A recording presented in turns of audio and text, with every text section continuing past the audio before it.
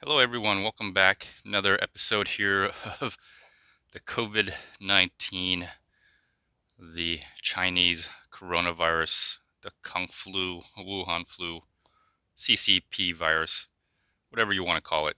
So I'm going to go over the numbers real quickly. I'll try to make this short. Maybe I'll do worldwide, but I'm going to share basically two things. I'm going to share the numbers, then I'm going to share this map here which shows the coronavirus cases for counties on July 24th. And so I don't know if these are the number of cases or they're the cases during that day.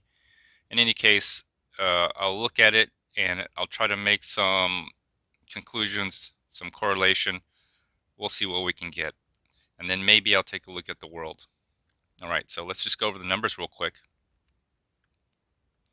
So over 4 million total cases. And what is today? Today is 10:40 a.m. July 26, 2020. 65,000 cases. I think that was yesterday, but it says today. 146,000 death, 900 death total yesterday. That's an even round number. I can't, it's hard for me to believe that exactly 900 people died yesterday because this was updated yesterday. And so I think these numbers are just put out and then over time they're revised because I noticed some numbers being changed or have some revisions to them after the fact. Look at the normal chart here and you see that it's starting to go back up. It's starting to go back up. And so here it is, the initial spike, and then the lockdown, the stay-at-home orders during these 2.5 months. Around this time, you had the George Floyd incident, and then the protests. The protests have just continued in some areas. During this time, the riots around end of June or end of May, early June, you saw the riots and protests and looting, and then you saw the continued protest all over the country in different parts of America, and then you'll see a rise. At the same time, supposedly America was reopening, but I think the protests and the riots had a large contribution to the spread of the infection. And then here you'll see the map here. Let's just scroll down quickly on some of the California. California surpassed New York. Florida surpassed New York in confirmed cases. Of course, New York is, a lot of people have left New York City being the epicenter, but also New York in general. People have left New York. And so don't know if New York will ever, I'm sure it'll recover, but right now they're going through a housing, New York City anyway, is going through a housing crisis. Texas is moving up there. Man, Georgia. So you're basically seeing the spread of the virus. And I think some of the reasons is it's a natural spread. As you open things up, people move around. They get infected. They go somewhere else, infect other people, those people. So it's a natural occurrence here.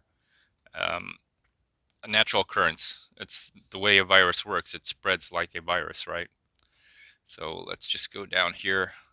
I'm looking at the deaths. See, these numbers here is what I'm talking about. They were revised or changed because at some point there was a total count of 2,000 in one day.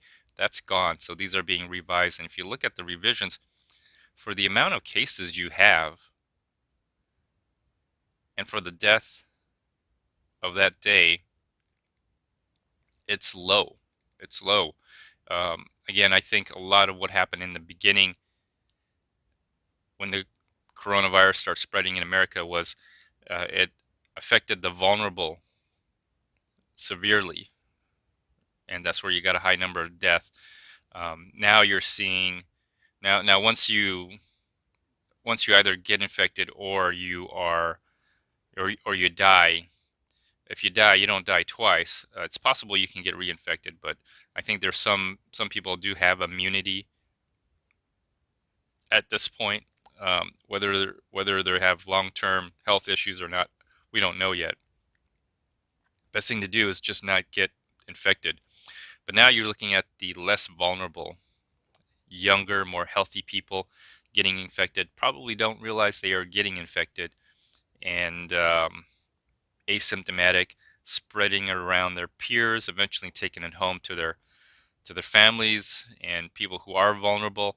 And I suspect those people are dying, and probably a very small percentage of young and healthy and less vulnerable people are also dying, because it does seem to affect the healthy and young, and it does seem to cause death in those age groups as well, but at a lesser rate than vulnerable older population. So the amount of death, I would expect to see like in the few thousands for the number of people infected, but that's not what you're seeing. So, all right, I'm just going to go on to this map here, and this is a map of confirmed cases by county, and this is supposedly July 24th. And if you look at it, I mean, if you look at the West Coast, look at Washington, where there's been a lot of protests. It's in the red. And if you go down further in Portland, if you go to Portland area, it's getting red. And then California, all up and down the coastal areas, Los Angeles County, red. Phoenix, major metropolitan cities. Out here in the west and southwest, you're seeing basically the spread of the virus according to, I think, population and traveling. And if I switch to this more circle, if you look at it, um, you could actually put a map, right? Put a map over this, and you would see roads connecting those circles together. And in those circles, you're going to see a major metropolitan area, a dense population. So I think the rise in coronavirus cases are protesting, people traveling, and people getting infected and infecting others. And this is just a natural, I guess, dispersion of the virus, is my opinion, is what you're seeing. So as the lockdowns were no longer locking down, as the stay-at-home orders were lifted, you're seeing the spread.